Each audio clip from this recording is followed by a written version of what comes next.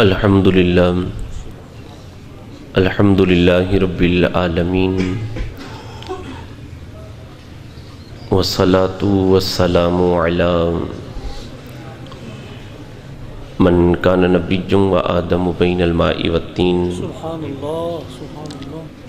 وعلی آلہ واصحابہ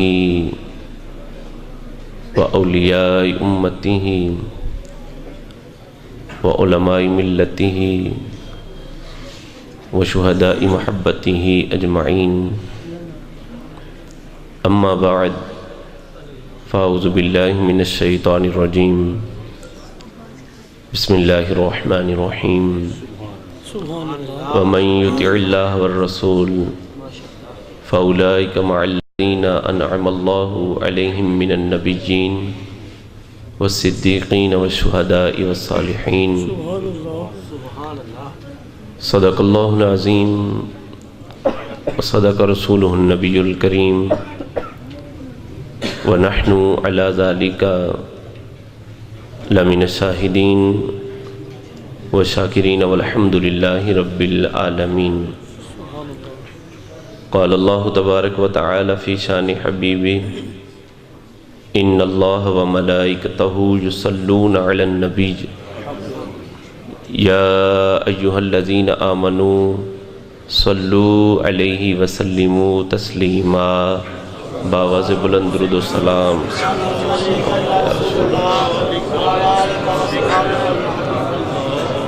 صلاۃ والسلام علیکہ یا رسول اللہ وعلی آلکہ واصحابکہ یا حبیب اللہ صلاۃ والسلام علیکہ یا نبی اللہ وعلی آلکہ واصحابکہ یا نور اللہ بلغ العلا بکمالہ کشف الدجا بجمالہ حسنت جمیع خصالہ صلو علیہ وآلہ واصحابہ وبارک وسلم یا صاحب الجمال ویا سید البشر من وجهك المنیر لقد نور القمر لا يمكن الثناء كما كان حقه بعد از خدا بزرگ توئی قصہ مختصر۔ حمد و ثنا کے بعد نہایت واجب الاحترام محترم المقام حضرت علامہ مولانا مفتی محمود احمد صاحب دامت برکاتہم العالیہ، حضرت علامہ مولانا مفتی مسعود احمد غازی صاحب دامت برکاتہم العالیہ، اور میرے پیارے محترم اسلامی بھائیوں، آج کی یہ محفل میلاد مصطفیٰ صلی اللہ علیہ وسلم اللہ کے پاک گھر کے اندر منعقد ہے۔ میری اور آپ کی حاضری اس بابرکت محفل میں ہے۔ اللہ رب العزت خصوصاً بانیان محفل الحاج عبدالحمید صراف صاحب، باؤ عبدالرشید صاحب، حاجی محمد اشرف، محمد انور سیالوی صاحب اور دیگر سعید برادران کو اللہ رب العزت اس محفل میلاد کی برکتیں نصیب فرمائے، اور رب تعالی ہمارا آنا بیٹھنا سننا سنانا اپنی بارگاہ رب العزت میں قبول فرمائے۔ بیان کا سلسلہ ہے، وعظ کا سلسلہ ہے۔ جب بھی قرآن اور حدیث کو بیان کیا جائے تو مسلمان بڑی ہی توجہ کے ساتھ سماعت کرتے ہیں کہ بے توجہی اور لاپرواہی کے ساتھ سننا مسلمان کا طریقہ نہیں ہوتا، کیونکہ قرآن اللہ رب العزت کا کلام ہے اور حدیث رسول اللہ صلی اللہ علیہ وسلم کا فرمان ہے۔ مسلمان کے سامنے جب ان کو بیان کیا جاتا ہے، پڑھا جاتا ہے، تو مسلمان بڑی ہی توجہ کے ساتھ سماعت کرتا ہے۔ وعظ کا مقصد، بیان کا مقصد، یہ بات یاد رکھیں، اصلاح ہوتا ہے۔ بیان کا مقصد صرف سماعتی لذت نہیں ہے، بیان کا مقصد ہوتا ہے اصلاح۔ کرنے والا اپنی اصلاح کرے اور سننے والے اپنی اصلاح کریں۔ وہ اصلاح چاہے عقائد کی ہو چاہے اعمال کی ہو، اور بیان کا ایک مقصد ہوتا ہے تبلیغ، یعنی جو مبلغ ہوتا ہے، واعظ ہوتا ہے، مقرر ہوتا ہے، خطیب ہوتا ہے، وہ تبلیغ کرتا ہے، اللہ اور اس کے رسول کا فرمان لوگوں تک پہنچاتا ہے تاکہ لوگ سنیں اور سن کر اچھے اعمال کی طرف رغبت اختیار کریں۔ بیان کا یہ مقصد ہوتا ہے۔ تو بڑی ہی توجہ کے ساتھ آپ نے چند منٹ کی گفتگو میری سماعت کرنی ہے۔ 10 بجے کے لگ بھگ انہوں نے کہا ہے کہ آپ نے بیان ختم کر دینا ہے، بس چند باتیں آپ کے گوش گزار ہیں، بڑی ہی توجہ کے ساتھ سماعت کریں گے، انشاءاللہ ڈھیروں برکتیں نصیب ہوں گی۔ میرے اور آپ کے آقا صلی اللہ علیہ وسلم کا دنیا میں تشریف لانا، آپ صلی اللہ علیہ وسلم کا میلاد ایک بہت بڑا انقلاب ہے، ایک بہت بڑی تبدیلی ہے کہ نبی پاک صلی اللہ علیہ وسلم دنیا میں تشریف لائے۔ تو جب آپ دنیا میں آئے تو دنیا کے اندر، زمانے کے اندر نور پھیلا۔ آپ کے آنے سے پہلے جو گمراہیاں تھیں، جو اندھیرے تھے، وہ چھٹ گئے، اور تاریخ عرب پڑھیں تو پتہ چلتا ہے کہ وہ لوگ کس انداز کے اندر زندگی بسر کر رہے تھے۔ ایسے لگتا ہے جیسے انسانیت نام کی کوئی شے نہیں تھی۔ میرے اور آپ کے آقا صلی اللہ علیہ وسلم تشریف لائے تو آپ صلی اللہ علیہ وسلم نے ان اندھیروں کو ختم فرما دیا اور انقلاب آ گیا۔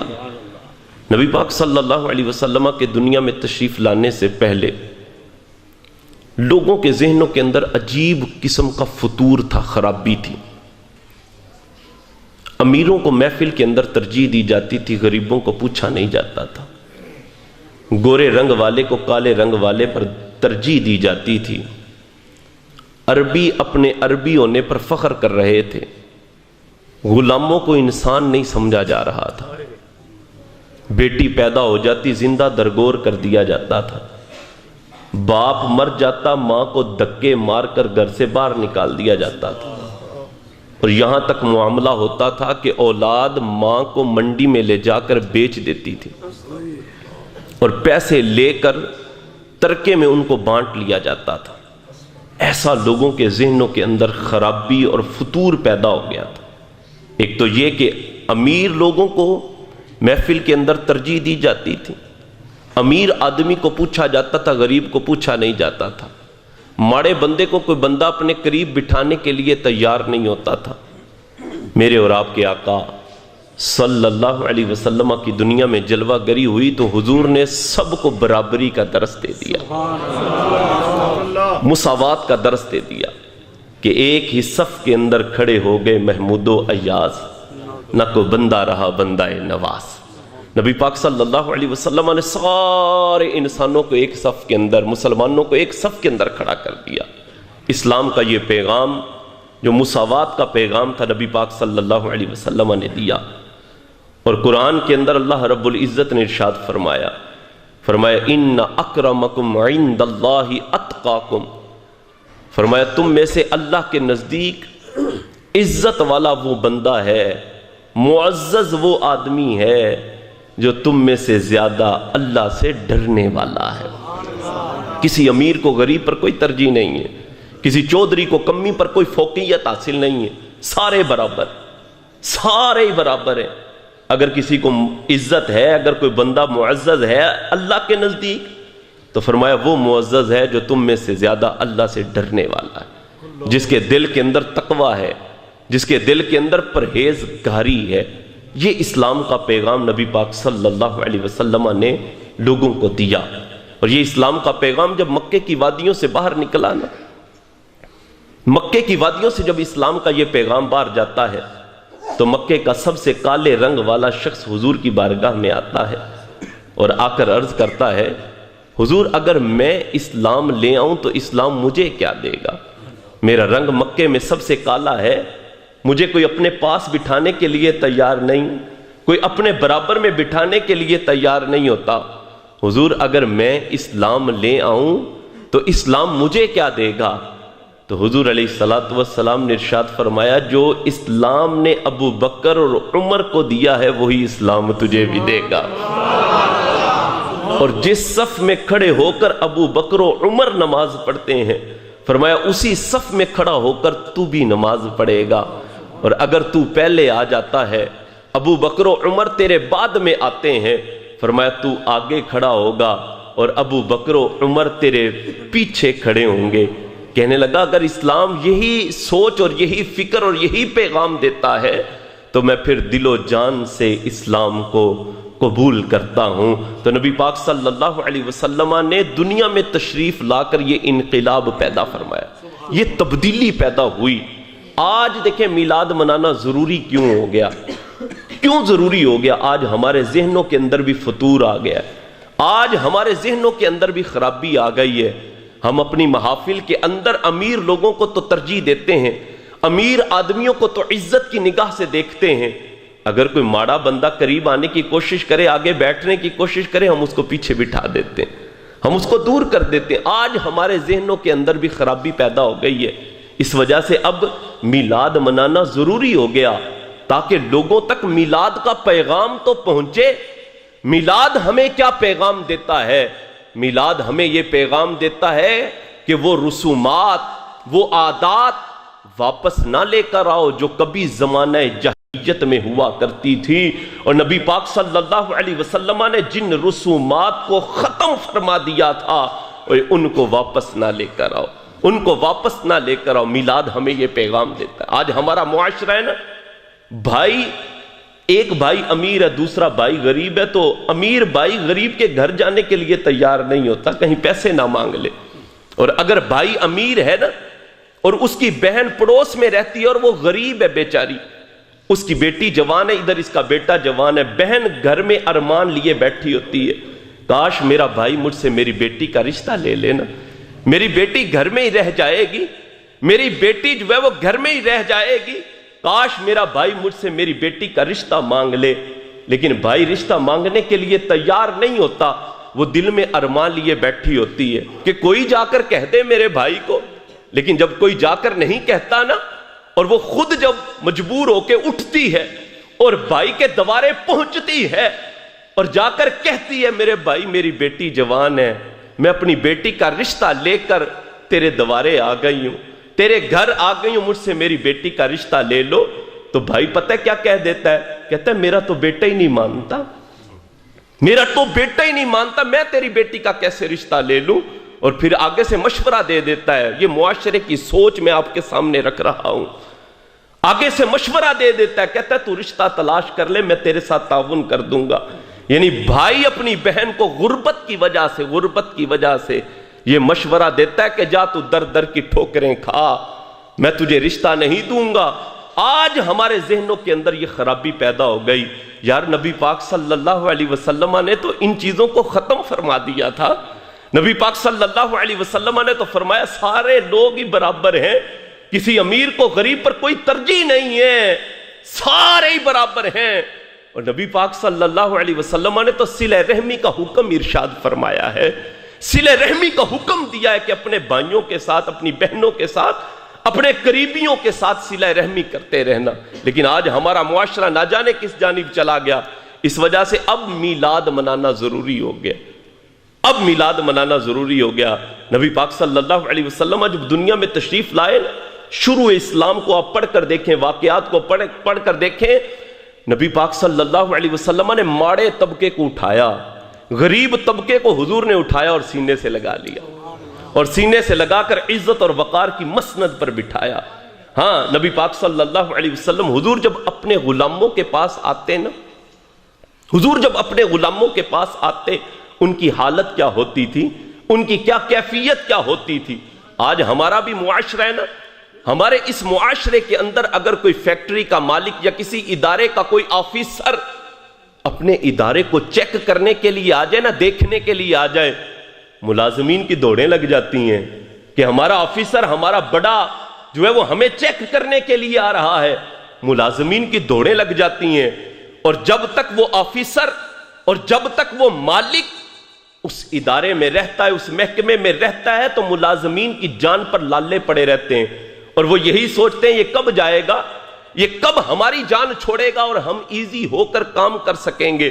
لیکن یارو دیکھو، میرے اور آپ کے آقا صلی اللہ علیہ وسلم حضور جب اپنے غلاموں کے پاس آتے نا، حضور جب اپنے خدام کے پاس آتے تو ان کی حالت کیا ہوتی تھی، ان کی کیفیت کیا ہوا کرتی تھی؟ وہ زبان حال سے یہی کہہ رہے ہوتے تھے کہ ہن آئیوں تے میں جان نہ دیساں۔ جاگ دے ہی ہو نا پہ آنکھوں پھر سبحان اللہ۔ حضور جب اپنے غلاموں کے پاس آتے، اپنے خدام کے پاس آتے، ان کی حالت، ان کی کیفیت یہ ہوتی تھی، وہ کہتے تھے کہ ہن آئیوں تے میں جان نہ دیساں، تے چلے کون ہجر دیاں ماراں، وچ جدائیاں عمر گزاری، میری جند رول گئی یہ وچ بزاراں، ایک ایک پل ایک سال دا گزرے تے 10 کیویں عمر گزاراں، سونیاں باغ بہشتنیوں سجدے بن سجنا تے بن یاراں۔ حضور جب اپنے غلاموں کے پاس آتے ان کی حالت یہ ہوتی تھی کہ حضور آئے ہیں تو اب جائیں نا، حضور آئے ہیں تو اب اولی اولی تو بول دیا رہنے، حضور آئے ہیں تو اب جائیں نا۔ ان کا دل یہی کرتا تھا۔ نبی پاک صلی اللہ علیہ وسلم کے آزاد کردہ غلام تھے حضرت ثوبان رضی اللہ تعالی عنہ۔ ایک دفعہ نبی پاک صلی اللہ علیہ وسلم کی بارگاہ میں آئے تو زارو قطار رونے لگ پڑے اور روتے جا رہے۔ میرے آقا علیہ السلام نے فرمایا ثوبان ہوا کیا ہے، آج روتے ہی جا رہے، وجہ تو بتا دو۔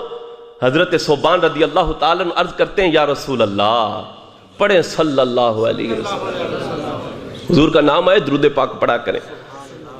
عرض کرنے لگے یا رسول اللہ صلی اللہ علیہ وسلم، حضور یہ دنیا ہے نا، یہاں پر حضور کبھی کوئی دکھ پہنچتا ہے، کوئی تکلیف آتی ہے نا، حضور میں آ کر آپ کا چہرہ دیکھ لیتا ہوں، میرے سارے دکھ ہی مک جاتے ہیں۔ حضور گھر جاتا ہوں، گھر میں بھی کبھی کوئی تکلیف آئے، کوئی پریشانی آئے نا، تو میں آ کر آپ کی زیارت کرتا ہوں، میری پریشانیاں ختم ہو جاتی ہیں۔ تو حضور فرمانے لگے، فرمایا ثوبان پھر اب کیا ہوا ہے، اب کیوں روتے جا رہے ہو؟ حضرت ثوبان رضی اللہ تعالیٰ عرض کرنے لگے حضور آج مجھے وہ قیامت کا دن یاد آ گیا۔ حضور کل بروز قیامت آپ کا مقام تو بڑا اونچا ہوگا نا، آپ کا تو مرتبہ بڑا عالی ہوگا، آپ تو انبیاء اور رسولوں کے ساتھ ہوں گے نا، حضور آپ کے قدموں کے صدقے جنت تو نصیب ہوگی، لیکن ہمارا وہ مقام اور مرتبہ تو نہیں ہوگا۔ حضور یہ سوچ کر رونا آ گیا کہ دنیا میں آپ کی جدائی مجھ سے برداشت نہیں ہوتی، وہاں پر آپ کی جدائی مجھ سے کیسے برداشت ہوگی، یہ سوچا تو رونا آ گیا۔ ابھی حضرت ثوبان نے یہ بات کی ہی تھی کہ جناب جبریل امین قرآن کی یہ آیت لے کر نازل ہو گئے، اور رب تعالی نے ارشاد فرمایا وَمَن يُطِعِ اللَّهَ وَالرَّسُولَ فَأُولَٰئِكَ مَعَ الَّذِينَ أَنْعَمَ اللَّهُ عَلَيْهِم مِّنَ النَّبِيِّينَ وَالصِّدِّيقِينَ وَالشُّهَدَاءِ وَالصَّالِحِينَ۔ رب تعالیٰ نے فرما دیا، فرمایا پیارے حبیب گویا ثوبان سے کہہ دیجئے کہ پیارے جو دنیا میں آپ کی اطاعت کرے گا، جو دنیا میں آپ کی فرما برداری کرے گا، جو دنیا میں آپ کی نوکری اختیار کرے گا، فرمایا پیارے حبیب میں رب ہو کر وعدہ کرتا ہوں جنت میں اس کو تیرا محلے دار بنا دوں گا، جنت میں اس کو تیری رفاقت مل جائے گی۔ من یطع اللہ والرسول، جو بندہ اللہ اور اس کے رسول کی اطاعت میں زندگی گزارے گا، فاولئک مع الذین انعم اللہ، ان لوگوں کی سنگت ملے گی جن پر اللہ نے انعام کیا۔ وہ کون لوگ ہیں؟ فرمایا نبی ہیں، صدیق ہیں، شہداء ہیں، نیک لوگ ہیں، ان لوگوں کی سنگت مل جائے گی۔ یارو دیکھو میرے اور آپ کے آقا صلی اللہ علیہ وسلم نے غلاموں کو اٹھایا اور اپنے سینے سے لگا لیا۔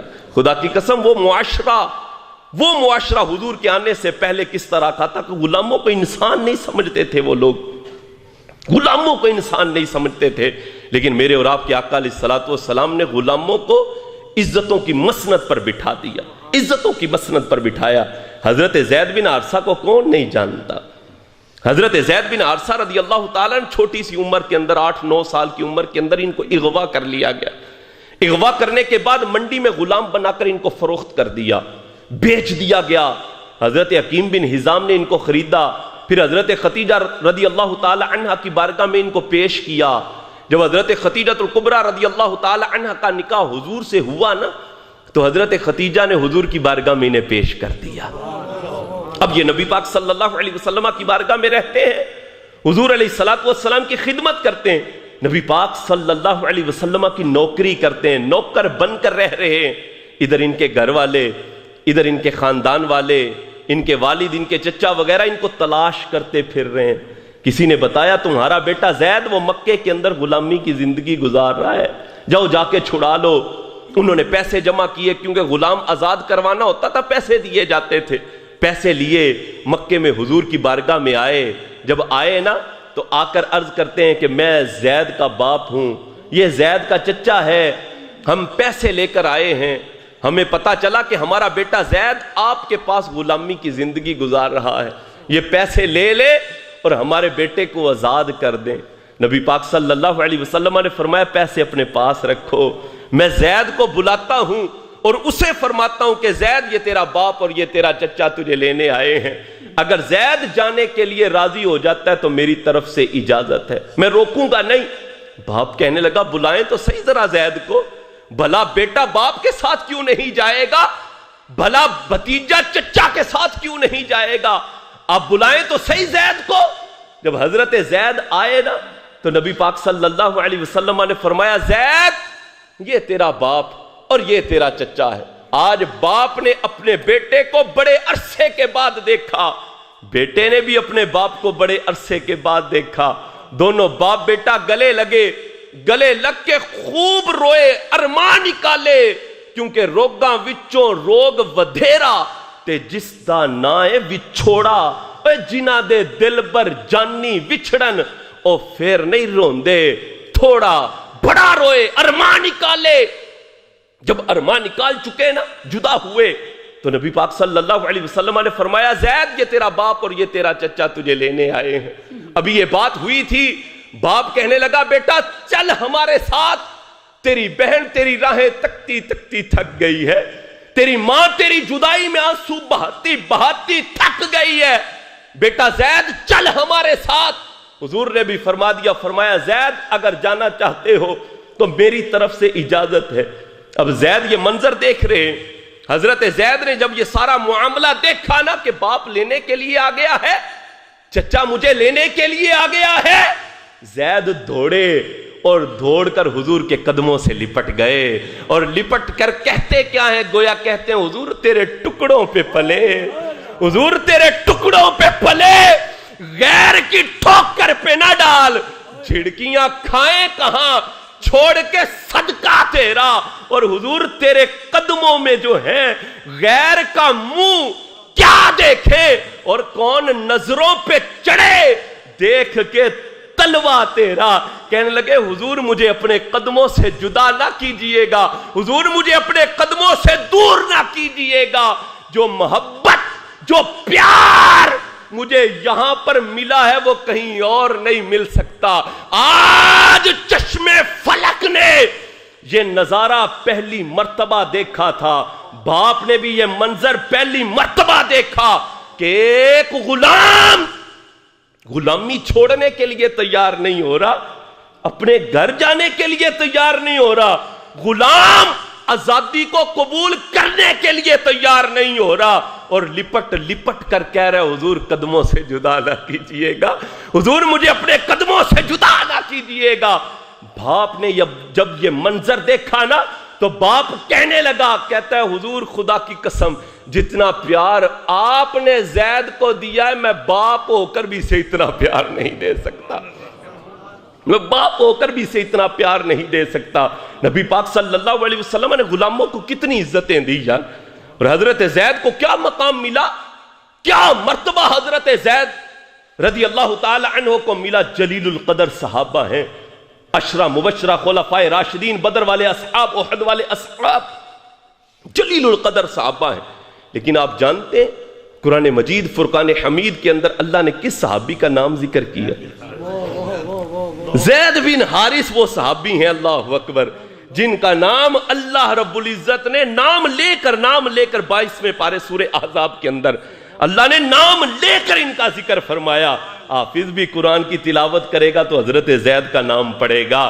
تراویح کے اندر قاری صاحب بھی پڑھیں گے تو حضرت زید کا نام ضرور پڑھیں گے. یہ مقام ملا حضرت زید رضی اللہ تعالیٰ عنہ کو, اور یہ عزت ملی حضرت زید بن حارثہ رضی اللہ تعالیٰ عنہ کو کہ نبی پاک صلی اللہ علیہ وسلم کے در سے وابستہ رہے, نوکری اختیار کی, اتنا بڑا مقام ملا, عزتیں ملی. اور میں کہتا ہوں کہ خدا کی قسم عزت ملتی حضور کے در سے ہے, عزت تو ملتی حضور کے در سے. بندہ در بدر پھرتا رہے, ادھر جائے ادھر جائے, لیڈروں کے نعرے مارے, ایم پی ایم این اے کے نعرے مارے, مار مار کے بندے تھک جاتے ہیں, عزت نہیں ملتی. میں کہتا ہوں ان لیڈروں کے نعرے مارو گے عزت نہیں ملے گی, اور عزت نہیں ملے گی.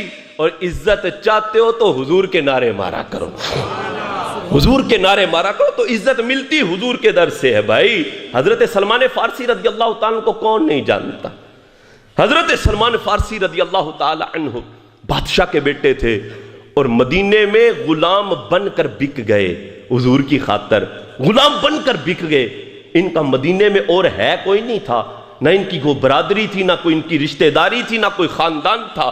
حضرت سلمان فارسی رضی اللہ تعالیٰ عنہ کا ایک مرتبہ کیا ہوا, کسی بندے کے ساتھ ان کی ناراضگی سی ہوئی, ناراضگی ہوئی, بات بڑی, بات اونچی ہوئی نا, تو وہ بندہ تانا مارنے لگا, اور تانا مار کر کہنے لگا, کہتا ہے سلمان تو مجھ سے بات کرتا ہے, سلمان تو مجھ سے بات کرتا ہے, تیری تو مدینے میں برادری کوئی نہیں, تیرا تو مدینے میں خاندان کوئی نہیں, اور میرا دیکھ کتنا بڑا خاندان ہے, تو مجھ سے بات کرتا ہے.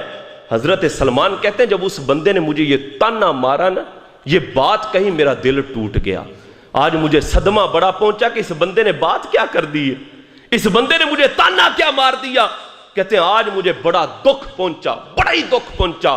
کہتے ہیں پہلے بھی دکھ پہنچتے تھے, پہلے بھی تکلیفیں آتی تھی, جب بھی کوئی تکلیف آتی دکھ پہنچتا جا کے حضور کو سنایا کرتا تھا, جا کے حضور کو سنایا کرتا تھا. کہتے ہیں آج جو اس بندے نے مجھے تانا مارا میرا دل بڑا ٹوٹا, صدمہ بڑا پہنچا, لیکن دل میں ارادہ کر لیا تھا سلمان پہلے ہی بڑے دکھ سنا چکا ہے, سلمان پہلے ہی بڑے دکھ سنا چکا ہے, یہ دکھ جا کے حضور کو نہیں سنانا, سلمان یہ دکھ جا کے حضور کو نہیں سنانا. حضرت سلمان کہتے جمعے کا دن تھا, میں گیا مسجد نبوی کے کونے میں لگ کے بیٹھ گیا. آج میرا دل ٹوٹا ہوا تھا جو اس بندے نے مجھے بات کہہ دی تھی. کہتے میں کونے میں لگ کے بیٹھ گیا, اتنے میں ہوا کیا, میرے حضور تشریف لے آئے, میرے آقا تشریف لائے. حضرت سلمان کہتے نبی پاک صلی اللہ علیہ وسلم منبر پر جلوہ فرما ہوئے. حضرت سلمان کہتے جیسے ہی میں نے حضور کو دیکھا تو میری آنکھوں سے بے ساختہ آنسو ٹپک پڑے, میں رونے لگ پڑا.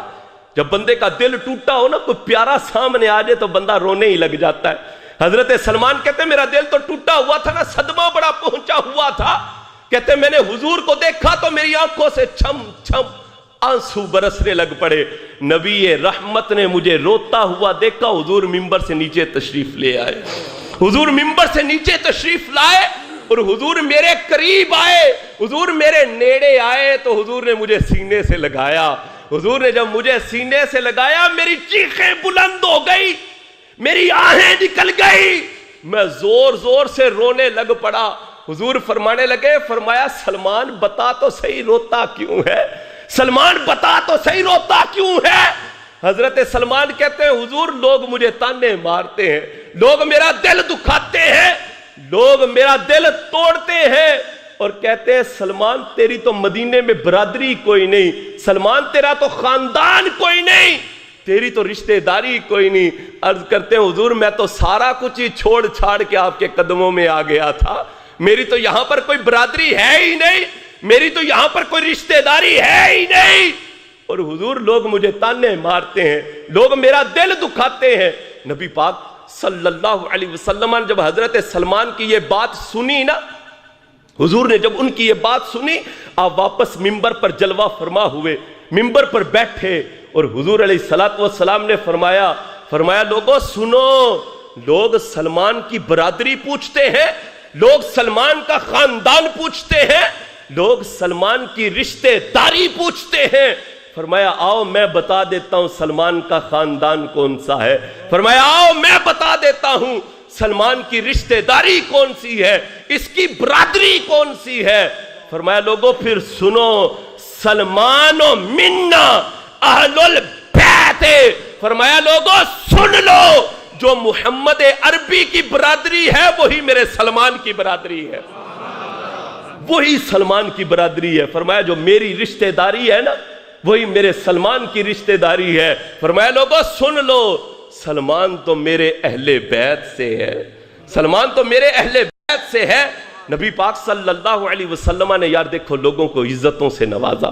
نبی پاک صلی اللہ علیہ وسلم کے در سے جب بندہ وابستہ ہو جاتا ہے، حضور کا نوکر بن جاتا ہے، نوکری اختیار کرتا ہے، حضور کی اطاعت میں زندگی بسر کرتا ہے، واللہ بڑی عزتیں نصیب ہوتی ہیں، دنیا میں بھی عزتیں ملتی ہیں، آخرت میں بھی عزتیں ملتی ہیں۔ ہاں آخرت میں بھی عزتیں مل کریں تو صحیح، حضور کی اطاعت میں زندگی گزاریں تو صحیح بھائی، پھر دیکھیے گا کتنی عزتیں ملتی۔ آج ہم ویسے کہہ تو دیتے ہیں غلام ہیں، غلام ہیں، رسول کے غلام ہیں، یہی کہتے ہیں نا، سارے حضور کے غلام ہیں نا جی، تھوڑا جات چکے ہیں جی، بس سارے حضور کے غلام ہیں نا جی، سارے ہم جو بیٹھے ہوئے ہم سب حضور کے غلام ہیں۔ لیکن آپ نے کبھی غور کیا اس بات پر کہ ہم حضور کے غلام ہیں، ہم امتی حضور کے ہیں، ہم نے کلمہ حضور کا پڑھا، لیکن ہماری رسومات، ہماری عادات، ہمارا طور طریقہ کن لوگوں کا ہے یار؟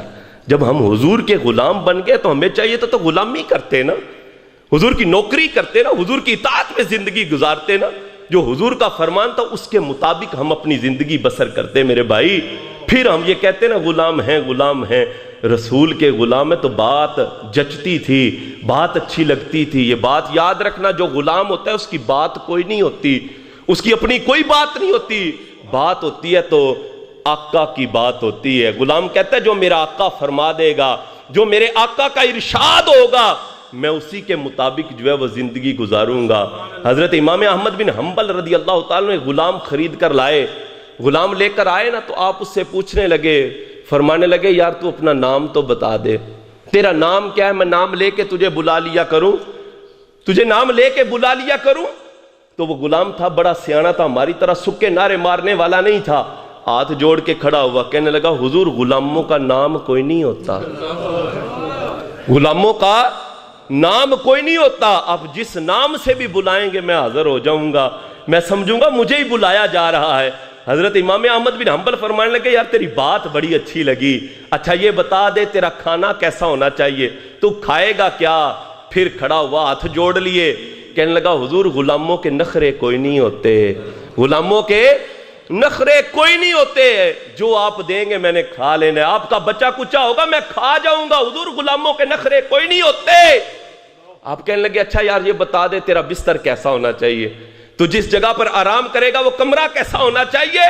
تو ہاتھ جوڑے، کہنے لگا حضور میں پہلے کہہ چکا ہوں غلاموں کے نخرے کوئی نہیں ہوتے، جب آپ کہیں گے بیٹھ جا میں بیٹھ جاؤں گا، جب کہیں گے کھڑا ہو جا میں کھڑا ہو جاؤں گا، جب کہیں گے سو جا میں سو جاؤں گا، جب کہیں گے اٹھ جا میں اٹھ جاؤں گا، حضور غلاموں کے نخرے کوئی نہیں ہوتے۔ حضرت امام احمد بن حنبل فرمانے لگے، فرماتے ہیں یار تو ایک دفعہ کھڑا ہو، ایک دفعہ تو کھڑا تو ہو۔ وہ کھڑا ہوا، آپ نے اس کو سینے سے لگا لیا اور فرمانے لگے یار تو غلام بننے کے نہیں، تو آقا بننے کے قابل ہے، تو آقا بننے کے قابل ہے، تیری ایسی سوچ ہے۔ تو بھائی جب ہم حضور کے غلام ہیں ہماری کوئی بات نہیں، بات ہوگی تو آقا کی بات ہوگی۔ وہ سچا غلام ہوتا ہے کہ جو آقا نے فرما دیا غلام کہتا ہے میں حاضر ہوں، لبیک میں حاضر ہوں، کیونکہ میرے آقا کا فرمان آ گیا۔ تو میرے بھائی اس پر غور کرنا ہے نا، ہم غلام ہیں حضور کے، ہم نے کلمہ پڑھا حضور کا، اور میلاد بھی ہمیں بدلنے کا درس دیتا ہے کہ بدل لو اپنے آپ کو، تبدیل کرو اپنے آپ کو۔ یہ کیا کہ واہ سنا، تقریر سنی، واہ واہ کر دی، ادھر سے سنا اور ادھر سے نکال دیا، بھائی یہ بات اچھی نہیں ہے، بات یہ اچھی نہیں، بات یہ ہے کہ عمل کی طرف آؤ۔ میلاد سے پہلے اگر بے نمازی تھے اب نماز پڑھنے لگ جاؤ، میلاد سے پہلے اگر حضور کی سنت کو ترک کرنے والے تھے آؤ اب حضور کی سنت کو سینے سے لگا لو یار، جن کا ہم نے کلمہ پڑھا ہے، جن کے ہم امتی ہیں، مجھے بتائیے گا وہ غلام کیسا ہے یار، وہ غلام کیسا ہے جو آقا کی آنکھوں کی ٹھنڈک ہے اسے ہی چھوڑ کے بیٹھ جائے، اسے ہی چھوڑ دے اور پھر کہے میں غلام ہوں، حضور کا غلام ہوں، پھر نعرے مارے غلامی رسول میں موت بھی قبول ہے۔ او بھائی یہ کیسی غلامی ہے یار، اور یہ کیسی غلامی ہے؟ حضور نے تو فرمایا تھا قرۃ عینی فی الصلاۃ، نماز تو میری آنکھوں کی ٹھنڈک ہے۔ وہ کیسا غلام ہے جو کہتا ہے میرے پاس ٹائم ہی کوئی نہیں؟ وہ غلام کیسا ہے جس کو دعوت دی جائے کہتا ہے میرے کپڑے پاک نہیں، طرح طرح کے بہانے بنا لیتا ہے۔ میرے بھائیوں، بدلو اپنے آپ کو، تبدیل کرو اپنے آپ کو۔ میلاد ہمیں یہ پیغام دیتا ہے، اور آؤ حضور کی سنت کو سینے سے لگا لو، آ جاؤ نبی پاک صلی اللہ علیہ وسلم کا طریقہ اپنا لیں۔ ہاں، جنہوں نے ہمیں دنیا میں بھی عزتوں سے نوازا ہوا ہے، آخرت میں بھی ہمارے کام آئیں گے۔ خدا کی قسم، ہمارا تو سب کچھ ہی حضور کی ذات ہے، ہمارا تو سب کچھ ہی حضور کی ذات ہے، جنہوں نے ہمیں دنیا میں عزتوں سے نوازا ہوا ہے۔ پہلی امتیں گناہ کرتی تھی، دروازے پر لکھ دیا جاتا تھا کہ آج یہ گناہ کر کے آیا ہے۔ ہمارے اندر بھی گناہوں کی کمی کوئی نہیں ہے، کمی کوئی نہیں، لیکن کبھی آپ نے دیکھا کہ کسی کے بوئے پر، کسی کے دروازے پر لکھا ہو کہ اس بندے نے آج یہ گناہ کیا ہے؟ نہیں نہ دیکھا آپ نے؟ بھائی، یہ حضور کا کرم ہے، جنہوں نے ہماری عزتوں کو سلامت رکھا ہوا ہے، جنہوں نے ہماری عزتوں کو بچایا ہوا ہے، عیبوں پر پردہ ڈالا ہوا ہے، اور کل بروز قیامت بھی ہمیں عزتوں سے نوازیں گے، ہمیں عزتوں سے حضور نوازیں گے۔ ہاں، وہ آقا علیہ الصلوۃ والسلام یار جو خود ہمارے لیے غاروں میں روئے، ہمارے لیے غاروں میں روتے رہے یار۔ آج ہم نے غور کرنا اس بات پر کہ ہم کن کے طریقے پر چل رہے۔ ہم نے کلمہ حضور کا پڑھا، امتی بنے حضور کے، غلام بنے حضور کے، اور طریقے اغیاروں جیسے اپنا لیں، طریقے غیروں جیسے اپنا لیں، اور یہ غلامی نہیں ہے، اور یہ طریقہ ٹھیک نہیں ہے۔ بدل لو اپنے آپ کو، تبدیل کرو اپنے آپ کو۔ کیوں؟ اس لیے کہ آج لے ان کی پناہ اور آج مدد مانگ ان سے، پھر نہ مانیں گے قیامت میں گر تو مان گیا۔ آج ہم محفل میلاد میں اللہ کے پاک گھر میں بیٹھے ہوئے، آؤ نیت کریں، انشاءاللہ پانچوں نمازیں باجماعت پڑھا کریں گے۔ سارے نہیں، ابھی تک ساروں نے ہاتھ نہیں اٹھایا۔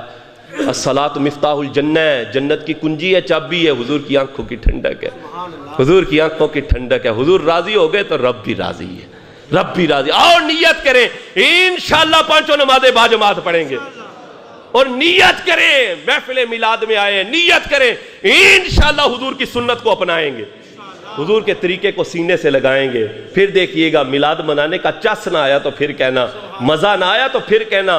لوگ یقین مانے 15 سالوں سے محفل میلاد کرواتے ہیں، نمازی نہیں بنے۔ محفل میلاد کرواتے ہیں بے نمازی کے بے نمازی۔ میرے بھائیوں، مجھے بتاؤ تو صحیح یار، یہ کیسا میلاد منا رہے ہو تم؟ یہ کیسا میلاد منایا جا رہا ہے یار؟ یہ تو مستحب عمل ہے، اور اس وقت تک اللہ کسی کا مستحب عمل قبول نہیں کرتا جب تک بندہ فرض نہ پڑھے۔ فرض پڑے گا تو مستحب عمل قبول کرے گا۔ یہ میلاد کا پیغام میں نے آپ کو دیا، بات اچھی لگے تو دل میں جگہ دینی چاہیے اور عمل کی طرف آنا چاہیے۔ یہی سوچ، یہی فکر الحمدللہ عشاقان رسول کی مدنی تحریک دعوت اسلامی ہمیں دیتی ہے کہ آؤ دنیا میں رہتے ہوئے حضور کی سنت کو سینے سے لگا لیں، سینے سے لگائیں اور حضور کے طریقے کو اپنا لیں۔ اللہ رب العزت کی بارگاہ میں دعا ہے، رب کائنات ہمیں عمل کی توفیق عطا فرمائے، جو سنا اسے یاد رکھ کر دوسروں تک بھی پہنچانے کی ہمیں توفیق عطا فرمائے۔ آمین آمین بجاہ النبی الامین صلی اللہ علیہ وسلم، وآخر دعوانا ان الحمدللہ رب العالمین۔